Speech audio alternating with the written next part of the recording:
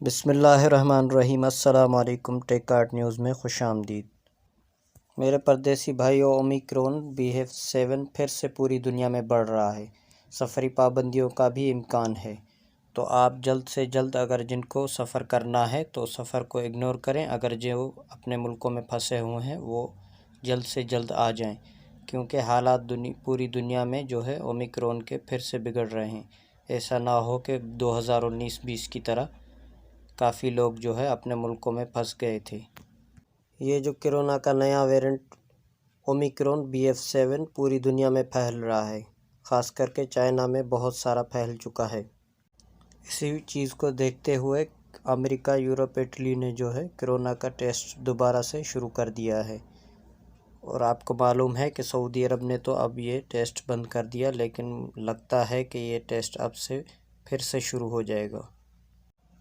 سعودی عرب اور دوسرے خلیجی ممالک بھی اس صورتحال کو دیکھ کے حالات کو مانیٹرنگ کر رہے ہیں، اور امکان ہے کہ آنے والے وقت میں کرونا کا ٹیسٹ لازم قرار دیا جائے گا، اور مزید جو اطلاعات آئیں گی میں آپ سے شیئر کروں گا۔